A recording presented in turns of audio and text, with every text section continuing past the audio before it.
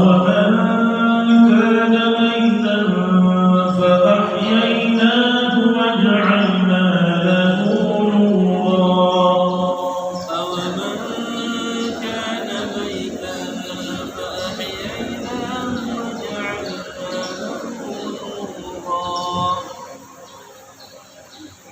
وَجَعَلْنَا لَهُ نُورًا يَمْشِي بِهِ فِي النَّاسِ كَمَنْ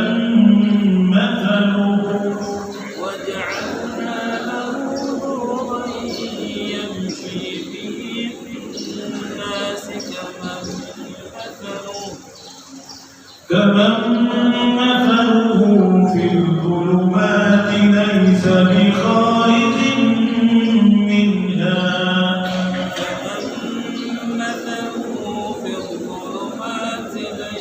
بخارج منها كذلك زين للكافرين ما كانوا يعملون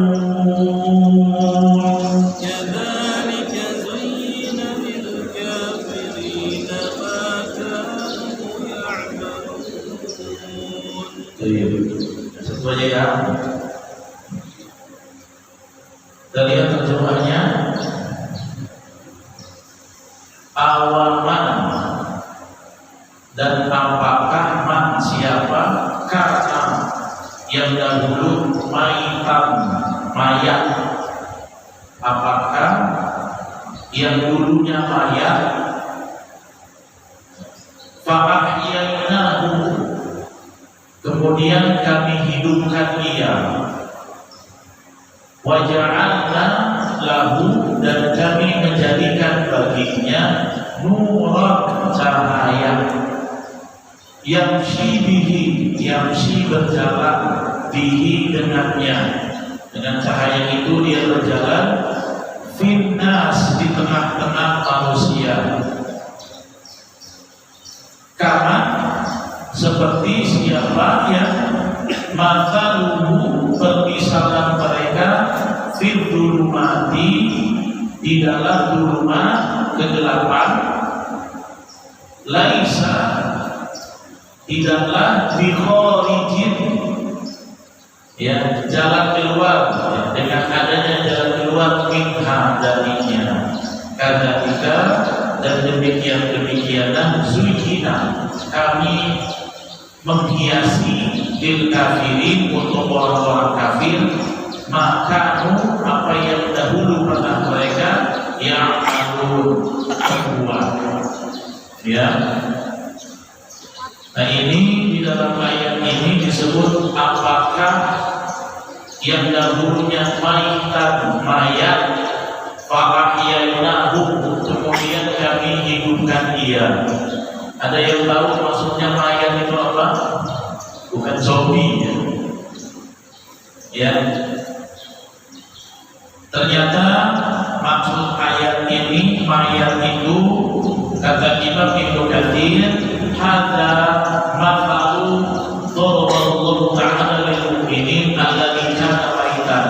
Dulu orang beriman itu sebelum dapat hidayah seperti mayat. Ya, kalau mayat itu apa? Kaku, nggak jelas, nggak tahu jalan, ya. Maksudnya ada fidolati, dalam kesesatan, halikan, hakilah, dalam kebinasaan, dalam kebingungan. Itulah istilahnya orang yang belum di jalan hidayah seperti mayat, ya. Semua orang beriman yang belum kenal iman sebelum beriman, para sahabat yang masih kafir, mereka itu adalah karena maitan, dulunya adalah mayat. Kenapa? Karena belum ada rohnya, ya. Jadi kalau ada orang hidup, dia manusia, tapi tidak ada roh imani atau roh Qur'ani, dia kayak mayat, kayak zombie, ya. Hidup badannya tapi hatinya tak ada.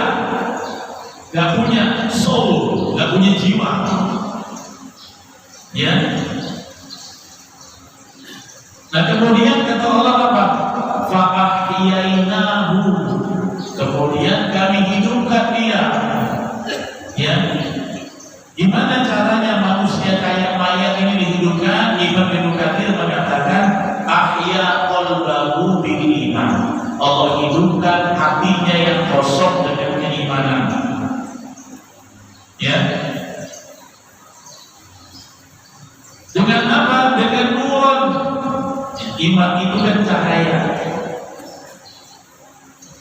Sehingga mereka itu apa? Wahadahu lahu wa wafaqahu littiba'i rusuli. Kemudian Allah kasih hidayah, Allah kasih petunjuk jalan, Allah berikan taufik sehingga apa?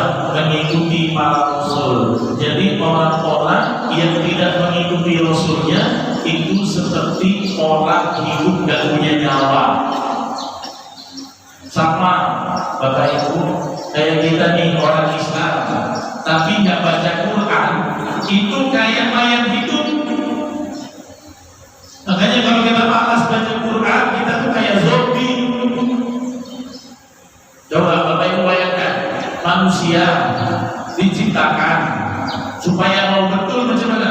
Dikasihkan buku pedoman kan? Ya kan? Kasih buku pedoman. Buku pedomannya apa? Quran. Kalau dikasih buku tak diikutin, kira-kira dia mau jalan kemana? Bayangkan manusia ini hidup gak ada Quran. Tatanan hidup berantakan. Mau makan rampas punya orang, gak ada aturan halal atau thayyibah. Biologis dia perempuan langsung diambil, dizinahi, diperkosa. Kenapa? Gak ada hukumnya menikah. Cari duit, nggak tahu caranya, pokoknya ada harta punya orang ambil makan. Itu kalau manusia itu nggak ada aturan. Aturannya apa? Quran. Makanya kalau ada manusia hari ini, ya hidupnya nggak baca Quran, itu seperti zombie, seperti mayat hidup. Kenapa? Bapak Ibu badannya ada, KTP-nya Islam, tapi nggak ada ruhnya. Ya. Makanya Quran itu cahaya, Al-Quran itu roh. Orang Islam yang malas baca Quran seperti mayat hidup, ya bergentayangan, gak jelas. Makanya jangan menyia-nyiakan nikmat Al-Quran itu, nikmat iman hidayah melalui Quran. Ya, dalilnya apa? Allah jadikan Quran itu ruh. Ada dalam surat Asy-Syura ayat 52. Kalau Bapak Ibu nggak mau jadi mayat hidup, nggak mau kayak zombie, sering-sering baca Quran. Ya kita hari ini memahami tafsir walaupun satu ayat, kita berusaha agar kita nggak ditayangkan jadi manusia zombie. Gak jelas hubungan hidupnya. Apa kata Allah? Wa kadzalika auhayna ilaika ruha. Surat Syura ayat 52. Dan demikianlah kami wahyukan kepada kamu Nabi Muhammad ruh, kata Allah. Wa kadzalika auhayna ilaika ruhan min amrina. Demikianlah kami wahyukan kepada engkau Nabi Muhammad dan seluruh pengikutnya ruh dari perintah kami, ruhan min amrina. Makanya Al-Quran itu ruh. Dulu sahabat jahiliyah kalau nggak tersentuh hidayah Quran kayak mayat. Awaman kana maitan fa ahyainahu wa ja'alna lahu nuran. Kami jadikan hidup hatinya dengan iman, kami jadikan mereka cahaya. Apa cahayanya? Iman melalui sentuhan Al-Quran. Ya, makanya di ayat 52 surat Syura itu mirip. Wa kadzalika auhayna ilaika ruhan min amrina. Demikianlah kami wahyukan kepada kamu ruh dari perintah kami.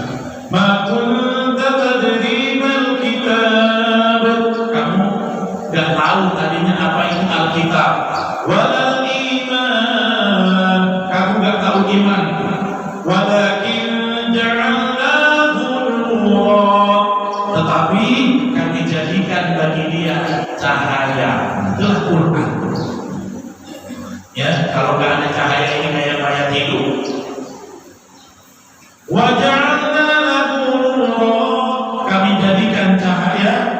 Nahdi bihi man nasya'u min ibadina, kami berikan petunjuk siapa yang kami kehendaki dari hamba-hamba kami. Barulah jalan kita lurus kalau dengan Quran. Wa innaka la tahdi ila siratin mustaqim, dan demikianlah la tahdi, kau betul-betul mendapat petunjuk ila siratin mustaqim, ke jalan yang lurus. Ya, makanya kalau mau kita ini ibadah kita ada nyawanya Quran. Kalau malas baca Quran jadi mayat hidup, nggak jelas jalannya, nggak jelas arahnya. Mayat hidup itu kalau di TV ngapain dia? Ini, nah, jalannya pandai, tak jelas. Ya, nah itulah yang Allah sebutkan dalam ayat ini. Kemudian kata Allah apa? Yamshi bihi binnas. Ya, dia berjalan dengan cahaya itu di tengah manusia. Nah, apakah orang yang tadinya jadi mayat kami hidupkan hatinya dengan iman dan Quran sama dengan orang yang kama mataluhu fid dhulumat, seperti orang yang dia ada seperti di dalam kegelapan. Laisa bi kharijin minha, di dalam gelap tidak ada jalan keluar darinya. Nah, menariknya dalam tafsir Ibnu Katsir ini membicarakan beberapa sosok. Siapa orang yang dibilang dulunya mati dalam kesesatan kemudian dihidupkan dengan cahaya? Banyak ahli tafsir termasuk Imam Ibnu Katsir mengatakan bahwa ini sedang membicarakan tentang Umar bin Khattab. Umar bin Khattab dulu kayak mayat. Kenapa?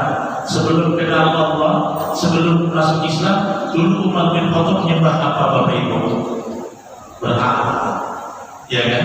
Menyembah berhala Umar bin Khattab. Makanya disebut maitan. Fa'ahyainahu, kami hidupkan hatinya, kami hidupkan dengan iman. Akhirnya apa? Itu berhala beliau hancurkan sendiri. Ya. Dulu mayat hidup dengan apa? Dengan iman, Islam dan Quran. Tapi ada orang yang sudah di kegelapan, nggak hidup juga hatinya, berbeda namanya. Itulah yang disebut karena mataluhu fid dhulumat. Itu seperti orang yang dalam kegelapan dan yang keluar. Siapa sosok yang disebutkan dalam tafsir di sini? Siapa? Abu Jahal. Ya, Abu Jahal. Kalau Umar bin Khattab dulunya sesat, dulunya berhala, dia keluar dari jalan gelap itu menyambut hidayah. Abu Jahal nggak mau, padahal Nabi baca Quran terus. Nabi dakwahkan dengan Quran, tapi dia tidak mau.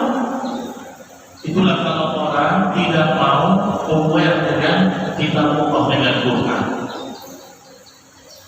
Makanya Imam Ibnu Katsir sedikit menukil, ya, beliau mengatakan ayat ini yang terkandang yang rojulan tentang dua orang laki-laki. Yang satu dulunya mayat kesesatan fitnah, kemudian dia datangi hidayah, dia ambil, dia jemput, dia usahakan, akhirnya hidup hatinya. Yang satu lagi dia tidak mau, tetap dalam kegelapan, tak cari jalan keluar. Itulah Abu Jahal. Ternyata kisahnya Bapak Ibu, dulu Nabi itu mendoakan dua orang. Jadi Nabi itu pernah berdoa. Siapa yang didoakan? Nabi Quraisyani, dua pembesar Quraisy. Nabi dulu doa siapa? Ya Allah, masukkanlah Umar bin Khattab ke dalam Islam. Ya Allah, masukkanlah Abu Hakam ke dalam Islam. Jadi Umar dan Abu Hakam ini dua-duanya yang Nabi doakan supaya masuk Islam. Tapi ternyata cuma satu yang Allah ijabah, yang Allah realisasikan. Karena apa? Karena yang satu ini mau bermain, mau dengarin Quran. Bapak Ibu kalau tahu kisah masuk Islamnya Umar, dia kan datang ke rumah adiknya kan, lagi baca surat Toha kan, Toha, anzalna alaikal Qur'an tasqa. Beliau juga pernah dengar curi ketika Nabi sedang sholat depan Ka'bah membaca surah Al-Haqqah. Jadi dia buka. Kalau Abu Jahal Nabi bacakan Quran dia. Kamu dengar? Ya tawallau, berbalik dia. Dan jangan ngomong dongeng-dongeng kamu Muhammad. Gak mau bermain, gak mau dengar cahaya. Itulah Abu Jahal. Makanya ternyata doa Nabi dua orang itu, tapi yang direalisasi Umar masuk Islam. Abu Jahal laisa bi kharijin minha, tidak bisa keluar dari kegelapan itu. Ya. Dan Allah jadikan dengan godaan setan itu mereka tak lulus, mereka menganggap perbuatan tidak ikut Nabi, tidak ikut cahaya itu seperti kebaikan. Kita ini sedang menjaga agama tradisi nenek moyang. Kita ini sedang berhukum dengan hukum nenek moyang. Makanya di ayat ini Allah tutup apa? Kadzalika zuyyina, demikianlah kami perhias lil kafirin, untuk orang-orang kafir, maka ya'malun, kami jadikan indah apa yang mereka berbuat. Apa itu? Kesesatan itu kelihatan indah. Dan hati-hati, ini godaan setan yang paling sulit. Kalau kita dibuat tidak berbuat baik dengan alasan yang terkesan bijak, hati-hati. Kalau alasan bisikan yang menyesatkan, kita bisa lawan. Yang terkesan bijak ini kita bisa lawan, karena kelihatannya bijak, karena dihiasi syaitan godaannya. Contoh, ya, ngapain itikaf? Nah, contoh setan. Ya, rumah kamu kan butuh dihidupkan juga sholat. Di rumah aja gitu kan? Menghidupkan sholat di rumah juga bagus. Apalagi yang sunah-sunah kan lebih bagus di rumah. Kata setan begitu, gak ke masjid akhirnya. Gak ke masjid. Hati-hati. Jadi ada level godaannya itu yang samar. Kalau terang-terangan, gak usah ke masjid, gak usah sholat, gak usah iktikaf, tidur aja, terang, itu bisa lawan. Tapi kalau yang zuyyina, dihiasi cantik, kamu kan baca Quran, di masjid baca Quran juga, di rumah juga bisa, gitu. Sehingga ya udahlah, gak usah iktikaf, di rumah saja. Akhirnya apa? Tidur. Hati-hati dengan godaan itu. Ya, apalagi ibu-ibu sering dapat godaan. Gak usah iktikaf, lakukan wanita, sebaik-baik sholat adalah di rumah. Ya itu sholat fardu. Tapi wakilnya, realitasnya, istri-istri Rasulullah pun iktikaf buat tenda. Istri-istri Nabi, hati-hati, ya. Itu namanya zuyyina lil kafirin, diperhias. Sama kayak gini. Tadi kan kalau bisa 10 akhir tiap kali sedekah Bapak Ibu. Kalau lepas Lailatul Qadar, sedekah kita macam 83 tahun. 10.000 macam mana? Lebih baik dari 1.000 bulan. Nanti kata setan apa? Zuyyina, menghiasi. Gak usah sedekah, ayat kaleng di rumah lebih musnah. Padahal sedekah aja, ayat kaleng bisa beli.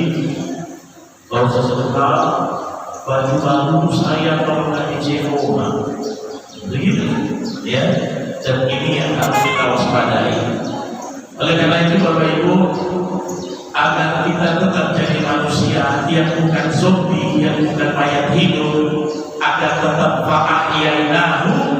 Bapak Ibu harus usahakan hidayah terus ada di dalam hati. Bagaimana menjaga hidayah supaya ini hidup terus hatinya? Kalau mau tetap di jalan hidayah, bersungguh-sungguhlah di jalan ketaatan sampai capek. Sungguh-sungguh capek, mau masjid lagi, begadang lagi, capek lagi, tetap sakit lagi. Nah itulah jalan hidayah dan nanti Allah kasih. Memang harus sungguh-sungguh. Ya jangan jauh-jauh dari sumbernya. Dan hidayah itu Bapak Ibu sekali dikasih, yang nyangkut terus, harus dijaga. Ya hidayah itu harus dijaga. Kalau nggak dijaga, lepas. Harus dijaga hidayah itu. Makanya kita disyariatkan minta hidayah sehari 17 kali minimal kan. Ihdinas siratal mustaqim, tunjukilah kami, hidayahilah kami ke jalan yang lurus. Dan dimana Bapak Ibu biar hidayah itu ada terus, charger kita adalah cahaya Al-Quran. Ya, di 10 malam akhir ini amalan yang paling gacoran adalah sholat Quran. Ini yang bisa membuat hidayah kita terus kuat. Jangan jauh-jauh dari Quran supaya ya cahaya itu ada terus di dalam hati kita. Sehingga itu yang bisa saya sampaikan pada hari ini. Ya, jadi ini mengisahkan tentang umat ya yang beliau keluar dari kegelapan kepada hidayah, tapi menyebutkan juga ada orang yang fitulumat laisa bi kharijin minha, dalam kegelapan tak bisa keluar karena nggak mau keluar. Itulah Abu Jahal atau Abu Hakam. Ya, segala pencobaan sudah dicoba Nabi, tapi dia tak mau sambut. Tak mau sambut, tak mau dekat. Dia tutup kupingnya, dia tidak mau mengindahkan Quran. Bahkan Abu Jahal termasuk yang bilang ketika Nabi bacakan ayat ini cuma dongeng orang-orang terdahulu. Ya, dongeng itu bahasa Arabnya usroh, jamaknya asatir. Makanya kalau dibacakan Quran sama orang yang dalam kegelapan dan mau dengerin, apa kata Allah? Wa idza tutla 'alaihi ayatuna qala asatirul awwalin. Kalau dibacakan ayat-ayat kami, dia bilang ini dongeng orang terdahulu, bukan dongeng. Quran itu bukan dongeng. Nggak ada kisah di Quran yang tidak real, semuanya real. Kalau dongeng itu bisa iya, bisa tidak, tapi Quran real. Makanya bukan dongeng, bukan asatir, bukan usturah. Quran itu namanya apa? Qissah. Kalau qissah itu waqi'iyah, realistis dan semua pernah terjadi. Oh, masa kisah di Quran betul Fir'aun itu ada nggak? Pergi ke Mesir, lihat buminya masih ada. Laut Merah ada, lautnya masih ada sampai sekarang. Masa di dalam Islam ada kisah Ashabul Kahfi, buahnya masih ada, buahnya masih ada. Cari di Yordan ada. Jadi nggak ada yang dongeng, memang waqi'iyah. Nabi Muhammad makamnya masih ada, semuanya jelas, bukti sejarahnya jelas. Makanya Al-Quran bukan dongeng. Kalau kita mau terus kuat, jangan jauh-jauh dari Al-Quran. Pertanyaan, silakan jawabannya. Silakan. Ya, tuh. Assalamualaikum warahmatullahi wabarakatuh, Ustaz. Saya bertanya di luar tema Ustaz ya. Ya. Baik, cepat saja. Ini tentang sholat tahajud dengan kita membaca Al-Quran satu tempat, satu waktu. Seperti kita ikut berjamaah sholat tahajud, mana yang lebih dipentingkan sholat Qurannya ini Ustaz. Karena membaca Al-Quran itu begitu kita sholat bacaannya keras, karena mengganggu kita. Artinya memang itu tidak mau ikut sholat berjamaah sementara baca Al-Qurannya itu keras, mau dari penjelasan. Baca Quran itu amalan yang tinggi, dan tingkat tertinggi baca Quran adalah di dalam sholat. Baca Quran tertinggi di dalam sholat. Ya, sholat yang paling afdol, sholat sunnah, semakin banyak bacaannya itu semakin utama, kecuali sholat rawatib. Kalau sholat fardu, semua hadis yang menyarankan panjang. Tapi kalau tahajud, Nabi contohkan 5 juz setengah. Kalau ada orang sholat, kita baca Quran, mana yang lebih afdol? Orang yang paham sunnah, tahu mana yang lebih aulawiyat, lebih prioritas, dia ikut sholat. Karena bacaan dia sambil duduk dengan sholat lebih bagus, lebih tinggi saat sholat. Lebih tinggi. Kalau dia paham pasti dia ambil itu. Saya nggak mau baca Quran amalan juga. Quran yang paling best itu pasti baca pada sholat. Itu yang harus diikuti. Tapi kan ini sunnah. Saya boleh nggak ikut? Boleh. Tapi kalau lagi ada orang tahajud, jangan baca kuat-kuat. Sengaja pula baca kuat-kuat. Saya beramal itu berkuraskan pula. Dulu Nabi itu paling nggak suka kalau beliau jadi imam diadu bacaannya. Nggak suka. Hadisnya Bukhari. Ya, bahkan diadunya oleh jamaah yang baca keras. Ini hadis menjadi salah satu perbedaan pandangan ulama tentang baca Fatihah saat jadi makmum. Jadi hadis Bukhari, Rasulullah itu jadi imam. Ada yang baca di belakang. Dalam Bukhari ini, sebagian besar ahli hadis mengatakan makmum di belakang baca Fatihahnya terlalu keras. Bismillahirrahmanirrahim. Nabi lagi baca surat. Selesai sholat, man yunazi'u qira'ati anifah atau Nabi bilang setelah sholat, siapa tadi yang mengadu bacaannya dengan bacaan saya? Siapa? Iya, Rasulullah. Tadi Sahih Bukhari. Kemudian kata perawi ini, wa nahnu la naqra'u ba'da hadzal yaum. Kata sahabat, setelah hari itu kami tidak pernah baca apa-apa ketika Nabi sedang baca jadi imam.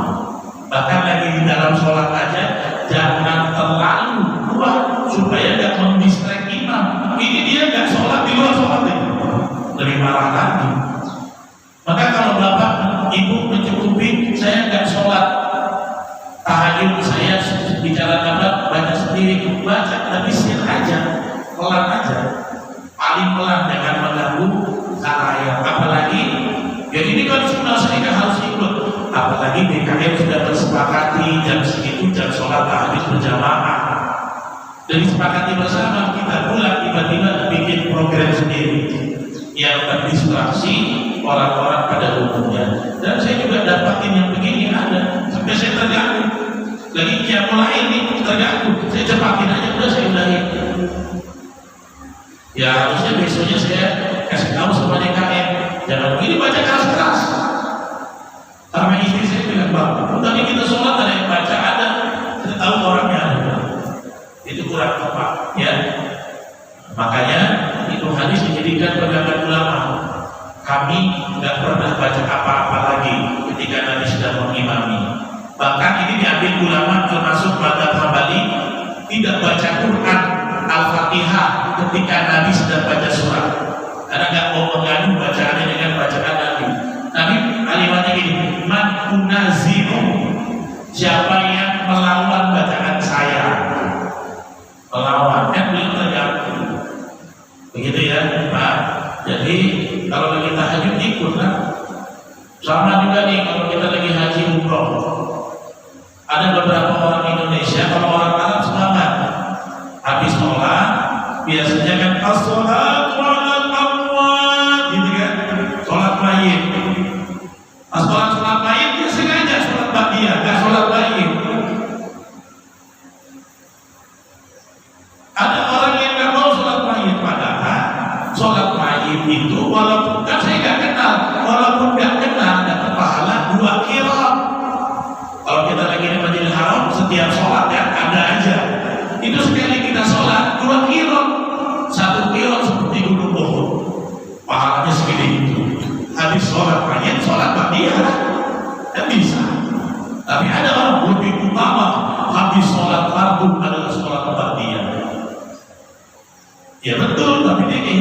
kita bisa ambil dua-duanya. Jadi inilah pentingnya kita memahami sunnah kalau kita bisa menempatkan sesuatu amalan pada tempatnya yang strategis. Ya, begitu kira. Yang lain, cukup. Ini terakhir ya kajiannya di Ramadan ini, terakhir ya. Jadi tergantung keputusan. Kayaknya sih terakhir. Oke, cukup ya. Demikian Bapak Ibu yang bisa saya sampaikan. Semangat terus di sisa waktu yang ada. Jangan kasih kendor. Tetap bikin peluang dapat Lailatul Qadarnya 100%. Gimana caranya? Tidak usah pilih ganjil genap. Habiskan semua, murong semua. Kalau Bapak Ibu tiap malam itikaf, insya Allah kemungkinan dapatnya 100%, 99 lah. 0,1-nya tidak ikhlas. Kalau tidak ikhlas, ya bisa aja. Karena door price kan bisa juga. Ya, salah satu godaan yang harus adalah iktikafnya ada bayar door price. Makanya yaitu kita apresiasi effortnya panitia yang mencari donatur, mudah-mudahan barokah rezekinya, tapi tetap harus ikhlaskan niat karena Allah, bukan karena apa. Ya, mudah-mudahan semangat terus. Terakhir, Bapak Ibu yang mau tes yang lebaran belum punya parfum Arab di luar masjid, ada lapak yang mau coba-coba parfum Arab premium. Ya, bagaimana yang saya sampaikan kemarin, dan itu bukan racik sendiri, tapi kami beli dari trade store-store di Mekah dan di Madinah, kemudian dikemas dengan ukuran mini, ukuran kecil. Silakan yang mau coba di luar masjid bisa dikasih cium-cium, mudah-mudahan itikafnya, ibadahnya, hari rayanya makin wangi seperti Rasulullah SAW. Subhanallah.